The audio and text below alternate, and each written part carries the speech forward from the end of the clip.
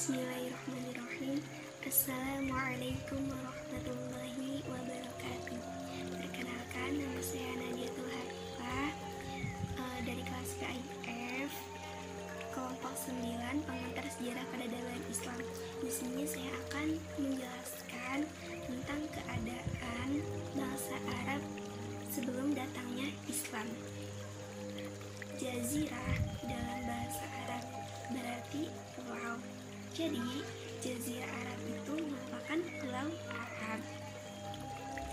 Sebagian ahli sejarah menamai tanah Arab itu dengan Shibhul Jazirah, yang dalam bahasa Indonesia itu berarti semenanjung. Dilihat dari peta, Jazirah Arab ini berbentuk persegi panjang yang sisi-sisinya ini tidak sejajar. Semenanjung Arab merupakan daerah yang sangat panas, tandus, dan gersang. Sejauh mata memandang, hanyalah hamparan lautan pasir yang tiada bertepi. Gunung pun tidak seperti gunung pada umumnya. Di wilayah ini gunung adalah gunung-gunung batu. Tidak dihiasi danau atau dialiri sungai, dan hujan pun sangat jarang turun untuk menyirami tanahnya yang kering.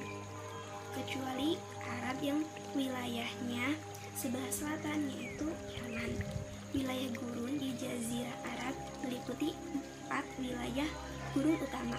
Di bagian utama terdapat gunung An-Nafud, Sahara langit. Pasir yang terdapat di gunung ini sangat lembut, sehingga bisa membenamkan kaki orang yang menginjaknya. Terus kemudian di bagian selatan terdapat gurun Rub al-Khali. Gurun ini merupakan dataran yang keras, tandus, dan memiliki pasir yang bergelombang. Kemudian di sebelah barat terdapat gurun Arabia. Gurun ini terletak di wilayah Hijaz yang memandang ke selatan sampai ke Yaman. Tanahnya sangat tandus dan memiliki udara yang panas. Di bagian timur terdapat gurun Harat. Daerah ini juga memiliki tanah yang tandus dan gersang. Nah, wilayah perbatasan Jazirah Arab ini berarti ada 4 macamnya. Di bagian barat perbatasan dengan Laut Merah, kemudian di bagian timurnya perbatasan dengan Teluk Arab, kemudian di bagian utaranya berbatasan dengan gurun Irak dan gurun Syam, kemudian di bagian selatan berbatasan dengan Samudra Hindia. Jadi kawasan Arab sebelah utara dibatasi oleh padang pasir yang luas, sedangkan sebelah selatan, barat, dan timur dikelilingi oleh lautan. Karenanya sering disebut jazirah atau semenanjung Arab, anak benua Arab. Meskipun sebenarnya bukan benua tersendiri, sehingga hanya karena kawasan yang luas itu dikelilingi lautan, sebagaimana layaknya benua kecil, sehingga disebut anak benua. Nah, penduduk Jazirah Arab ini penduduk Jazirah Arab sendiri dibagi atas 3 suku. Yang pertama itu ada suku bangsa Arab kuno, yang kemudian yang keduanya ada suku Arab asli, yang ketiganya ada suku Arab pendatang. Nah, dilihat dari tempat tinggalnya, bangsa Arab ini ada yang tinggal di pedalaman dan ada pula yang tinggal di perkotaan. Penduduk pedalaman atau Arab Badui tidak mempunyai tempat tinggal yang menetap. Jadi mereka tuh mengembara dari daerah yang satu ke daerah yang lainnya. Mereka berpindah-pindah dengan membawa binatang ternak untuk mencari sumber air dan padang rumput. Sebaliknya, penduduk yang berada di perkotaan, mereka itu menetap di kota-kota. Mata pencaharian mereka adalah berdagang dan bertani. Mereka biasanya memiliki kecakapan berdagang dengan baik dan juga cara bertani yang cukup maju. Bangsa Arab sendiri hidup dalam kabilah-kabilah, baik yang hidup di pedalaman maupun yang ada di perkotaan. Nah, dilihat dari usul-usulnya, penduduk Jazirah Arab dapat dibagi menjadi 2 golongan besarnya, yaitu ada Qotuniyun, keturunan Qotan, dan ada pula Adnaniyun, keturunan Ismail bin Ibrahim. Pada mulanya, wilayah utara diduduki oleh golongan Adnaniyun dan wilayah selatan didiami oleh golongan Akan tetapi lama-kelamaan kedua golongan itu membaur menjadi satu, karena adanya perpindahan-pindahan dari utara ke selatan atau sebaliknya.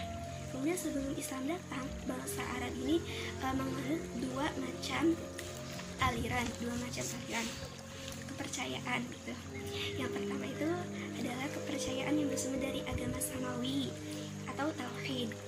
Agama Tauhid ini mengikuti ajaran Nabi Ismail. Kemudian adapun kan Nabi Ismail itu yakni ajaran Tauhid yang bersumber juga dari ayahnya, yaitu Nabi Ibrahim. Adapun inti dari ajaran Tauhid ini sendiri yaitu menyembah Allah, mengesahkannya, dan melaksanakan ajaran agamanya.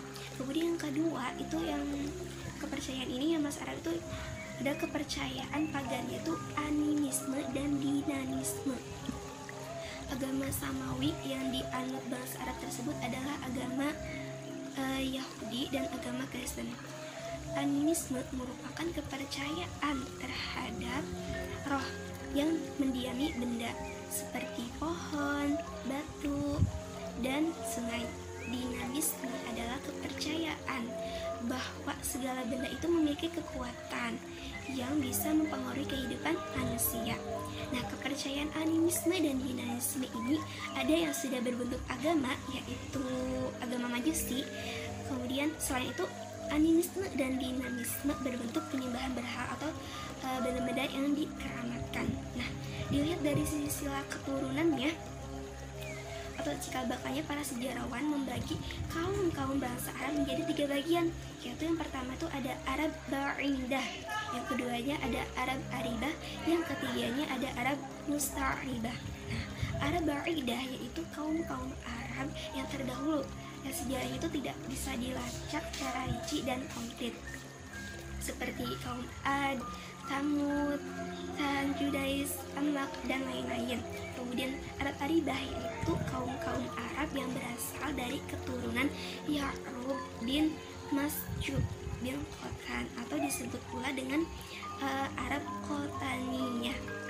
Nah, kemudian terakhir ada Arab Musta'ribah, yaitu kaum Arab yang berasal dari keturunan Ismail yang disebut pula dengan Arab Adnaniyah. Nah, masyarakat Arab pada awalnya mengikuti ajaran Nabi Ismail, yakni ajaran Tauhid, sebagaimana ayahnya beliau, yakni Nabi Ibrahim alaihissalam. Tidak heran ya. Kemudian hari berganti hari, tahun berganti tahun, ajaran Tauhid yang pernah disampaikan kepada mereka mulai dilalaikan.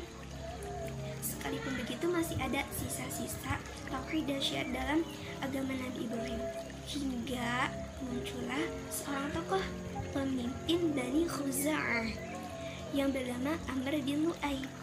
Masyarakat Arab menganggapnya sebagai tokoh pemimpin Bani itu ya. Menganggapnya sebagai salah seorang ulama besar dan wali yang disegani. Nah, pada saat Amr bin Lu'ay berada di Syam, dia itu melihat penduduk Syam yang menyembah berhala dan menganggap hal itu sebagai suatu hal yang baik dan benar, karena menurutnya Syam adalah tempat para rasul dan kitab. Maka dia pulang membawa patung Hubal dan meletakkannya di dalam Ka'bah. Setelah itu dia mengajak penduduk Mekah untuk menyembah berhala dan membuat persekutuan terhadap Allah. Orang-orang Hijaz pun banyak yang mengikuti penduduk Mekah karena mereka dianggap sebagai pengawas Ka'bah dan penduduk tanah suci. Nah, menurut catatan sejarah dalam beberapa keterangan otentik dalam Al-Quran, sebelum agama Islam datang, masyarakat Arab menyembah berhala. Terdapat sekitar 360 berhala yang disembah. Yang terbesar itu antaranya adalah Uzza, Mana. Kepercayaan lain selain menyembah berhala, mereka juga mempercayai Zoroaster atau menyembah api, serta menyembah binatang dan langit, seperti yang dianut oleh bangsa Arab bagian timur. Penganut agama Yahudi juga ada. Kemudian ada beberapa bentuk peribadatan yang dianut oleh bangsa Arab sebelum datangnya Islam. Mereka juga kan menyembah berhala ya, kemudian juga yang sudah seperti yang dijelaskan tadi. Mungkin itu saja yang dapat saya sampaikan. Kurang dan lebihnya mohon maaf. Assalamualaikum warahmatullahi wabarakatuh.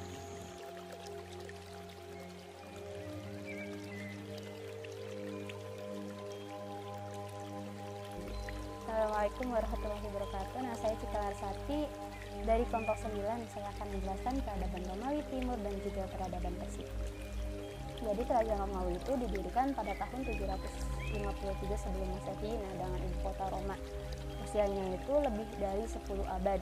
Kemudian pada Mei 30 Masehi terjadi perpecahan pada kerajaan Romawi yang mengakibatkan pecahnya dua kerajaan, yaitu kerajaan Romawi Barat yaitu dengan ibu kotanya Roma, dan kerajaan Romawi Timur dengan ibu kotanya Konstantinopel. Kemudian kerajaan Romawi mengalami puncak kejayaannya pada Maharaja Yustianus I, yaitu 527 sampai 562 Masehi. Nah, adapun agama yang dianut oleh kerajaan Romawi itu umumnya beragama Nasrani, namun ada 3 aliran. Yang pertama aliran Yakibah, yang kedua aliran Nasatirah, dan yang ketiga aliran Mulukaniyah. Kemudian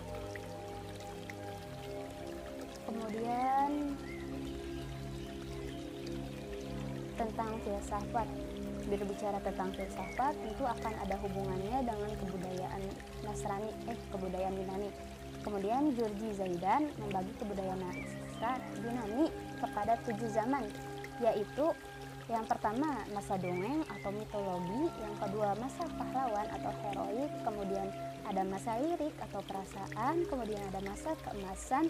Kemudian masa keemasan inilah masa di mana menjelmalah sajak-sajak, tamsil atau dramatik, kemudian filsafat, khutbah dan sejarah. Kemudian juga ada masa Iskandari, kemudian ada masa Yunani, Romawi, ada masa Bizantium juga. Nah, adapun bahasa kerajaan Romawi Timur itu ada 3 bahasa yang berpengaruh, yaitu bahasa Latin, bahasa Greek, dan bahasa Suryani. Kemudian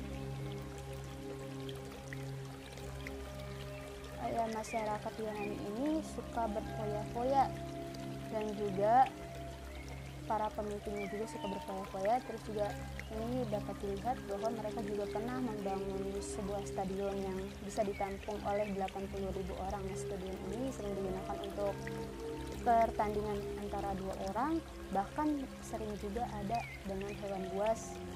Kemudian pada tahun 610 Masehi, Heraklius memegang tumpuk kekuasaan Romawi Timur.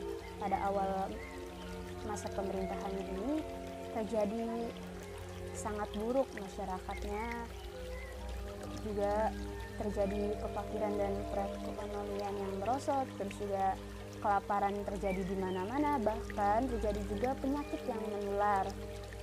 Namun pada tahun 616 Masehi, Heraklius ini berubah menjadi sosok yang sangat bersemangat dan juga berkemauan keras untuk berjuang. Nah, perwujudan dari rasa semangat dan kemauan kerasnya untuk berjuang ini, akhirnya Heraklius menyerang kerajaan atau pemerintahan Persia dan akhirnya berhasil menguasai kota-kota penting dan pusat-pusat pemerintahan Persia. Kerajaan Persia ini awalnya sangat jaya, namun karena serangan dari Heraklius menyebabkan kerajaan ini hampir tumbang. Hal ini juga tertera dalam Al-Quran surat Ar-Rum ayat 1-6 yang menceritakan keberhasilan kerajaan Romawi dalam peperangan melawan Persia.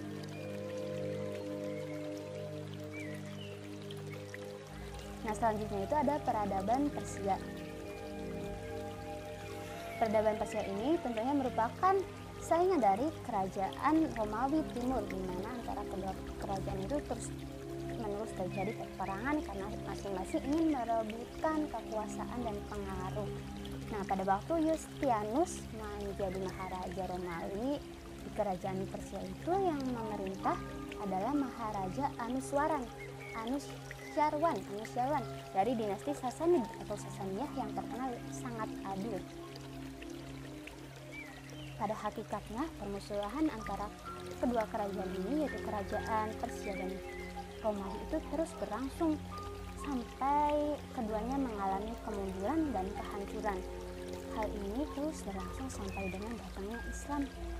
Nah, adapun agama yang pada kerajaan Persia itu masih menyembah berbagai alam nyata, misalnya langit yang biru, api, cahaya, angin, air, dan sebagainya. Terus juga dikenal Tuhan yang baik dan juga Tuhan yang jahat.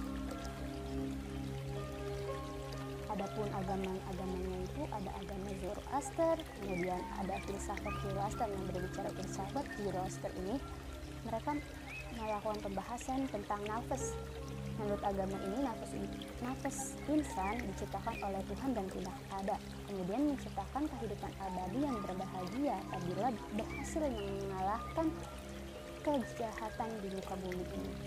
Kemudian juga ada agama Almaniyah, kemudian ada mazhab, kemudian juga ada mazhab. Nah, terus ada bahasa. Nah, bahasa pada pemerintahan dinasti Sasanid ini yang digunakan bahasa resminya yaitu Pahlavi, dan juga bahasa kitab suci mereka yaitu Avesta.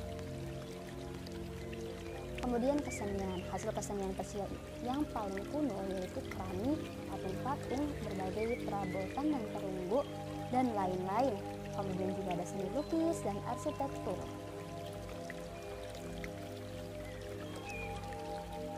Kemudian pada masa pemerintahan keluarga Sasaniyah, raja-raja mereka itu sangat menyukai foya-foya. Mereka juga gemar melakukan kesenangan, kemewahan, bahkan saling menunjukkan atau menonjolkan kekayaan mereka. Namun hal ini berbanding kebalik dengan kondisi masyarakatnya. Kondisi masyarakatnya itu sangat sengsara karena adanya pajak dan upeti yang sangat tinggi. Kemudian agama resmi dinasti ini adalah agama Zarathustra atau yang dalam bahasa Yunani itu Zoroaster. Karena pemerintahan ini berdiri atas bantuan dari para rohaniawan, maka pemerintah di sini sangat dipandang ya. Kemudian lambat laun masyarakat menyadari bahwa agama yang mereka anut itu agama yang penuh kekerasan. Hal ini dapat dilihat bahwa yang memegang kekuasaan penuh adalah para bangsawan dan para pendeta. Nah, kedatangan Islam atau pada masa pengangkatan Nabi Muhammad sebagai nabi yaitu pada 611 Masehi bertepatan dengan masa pemerintahan Khosrow Parvez yaitu 590 sampai 628 Masehi di kerajaan Persia.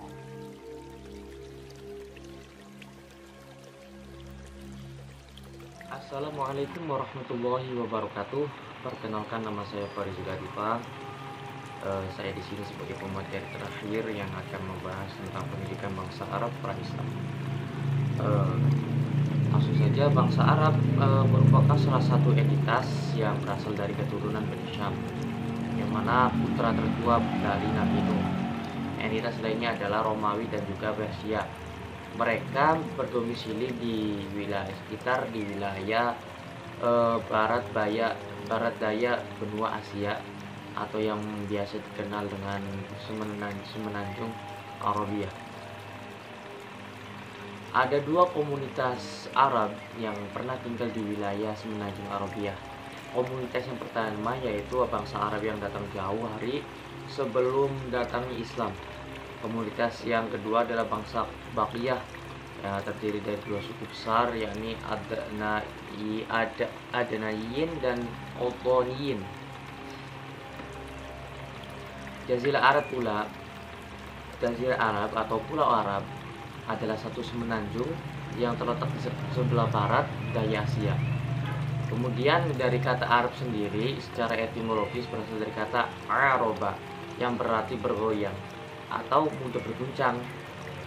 Dalam tata bahasa Arab, nahwu sorob berubah menjadi i'rab yang berarti perubahan di akhir kalimat atau bentuk suku kata sesuai dengan perubahannya. Kemudian akan tetapi keistimewaan Jazirah Arab adalah tempat lahir sebuah agama yang pada akhirnya nanti menjadi agama yang mendunia, yakni agama Islam. Kemudian Al-Quran Karim menggambarkan situasi kehidupan masyarakat Arab sebelum Islam dalam berbagai ungkapan yang negatif, seperti ungkapan fidolalim mubin yang berarti dalam kesesatan yang nyata. Kemudian zulumat atau perbuatan durhaka yang melanggar dan fasad dan perkerusakan di muka bumi.